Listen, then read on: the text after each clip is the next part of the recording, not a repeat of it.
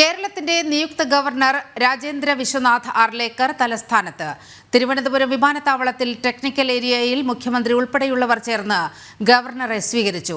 മന്ത്രിമാരായ K N. Balagopal, Sivankutty, K. Rajan, chief secretary, mayor, speaker തുടങ്ങിയവരും ഗവർണറെ സ്വീകരിക്കാൻ എത്തിയിരുന്നു. വിവരങ്ങളുമായി ടിൻഡു ദാസ് ചേരുകയാണ്.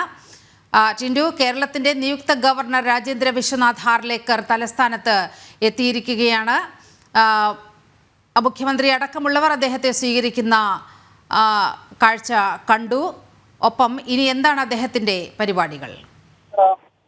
നിലിവ, അല്പസമയം മുമ്പാണ് തിരുവനന്തപുരം അന്താരാഷ്ട്ര വിമാനത്താവളത്തിന്റെ ടെക്നിക്കൽ ഏരിയയിൽ കേരളത്തിന്റെ നിയുക്ത ഗവർണർ രാജേന്ദ്ര വിശ്വനാഥ് ആർലേക്കർ എത്തിയത്. അദ്ദേഹത്തെ സ്വീകരിക്കാനായി മുഖ്യമന്ത്രി, അതോടൊപ്പം തന്നെ ധനമന്ത്രി കെ.എൻ. ബാലഗോപാൽ, കെ. രാജൻ, കൂടാതെ വി. ശിവൻകുട്ടി, തിരുവനന്തപുരം മേയർ ആര്യ രാജേന്ദ്രൻ, അതോടൊപ്പം തന്നെ ചീഫ് സെക്രട്ടറി, കേരള നിയമസഭാ സ്പീക്കർ എൻ ഷംസീർ തുടങ്ങിയവർ വിമാനത്താവളത്തിൽ എത്തിയിരുന്നു. അതിനുശേഷം അവിടെ വെച്ച് സ്വീകരണം നടത്തിയതിനു ശേഷം അദ്ദേഹം രാജ്ഭവന്റെ വാഹനത്തിൽ രാജ്ഭവനിലേക്ക് പോയിട്ടുണ്ട്. നാളെയാണ് അദ്ദേഹത്തിന്റെ ഔദ്യോഗികമായിട്ടുള്ള സത്യപ്രതിജ്ഞ.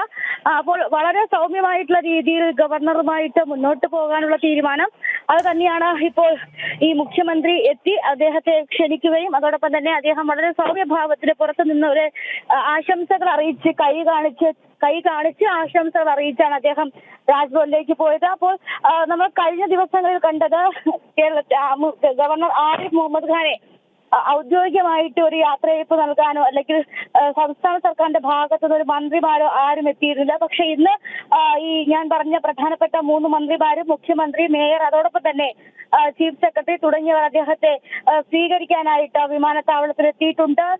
പ്രധാനമായിട്ടും കഴിഞ്ഞ സമ്മേളനങ്ങളിൽ ബാക്കി വെച്ച ബില്ലുകൾ, ഒപ്പിടാത്ത ബില്ലുകളൊക്കെ ഇരിപ്പുണ്ട്. അപ്പോൾ ഈ ലോകായുക്തയുടെ അധ്യക്ഷയൊക്കെ മാറ്റുന്ന കാര്യത്തിലൊക്കെ ചർച്ച നടക്കുന്നുണ്ട്. പ്രധാനപ്പെട്ട ബില്ലുകളിലൊക്കെ തീരുമാനമാകേണ്ടതുണ്ട്.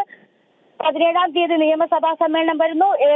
ഫെബ്രുവരി 7-ാം തീയതി ബജറ്റ് വരുന്നു. അതിന് മുന്നോടിയായിട്ട് നയപ്രഖ്യാപനമുണ്ട്. അപ്പോൾ സർക്കാരിന്റെ ഭാഗത്തു നിന്നും സൗമ്യമായിട്ട് മുന്നോട്ട് പോകാൻ തന്നെയാണ് തീരുമാനമെന്ന് തന്നെയാണ് നമുക്ക് ഈ പ്രാഥമിക ഘട്ടങ്ങളിലെ ഇടപെടലിൽ നിന്ന് മനസ്സിലാക്കാൻ സാധിക്കുന്നു. എന്തായാലും കേരളത്തിന്റെ നിയുക്ത ഗവർണർ രാജേന്ദ്ര വിശ്വനാഥ് ആർലേക്കർ കേരളത്തിലെത്തി. നാളെയാണ് ഔദ്യോഗികമായിട്ടുള്ള ഈ സത്യപ്രതിജ്ഞാ ചടങ്ങ് രാജ്ഭവനിൽ നടക്കുന്നത്. നീലിമ, ശരി. നിയുക്ത കേരള ഗവർണർ രാജേന്ദ്ര വിശ്വനാഥ് ആർലേക്കർ തലസ്ഥാനത്ത് എത്തിയിരിക്കുകയാണ്.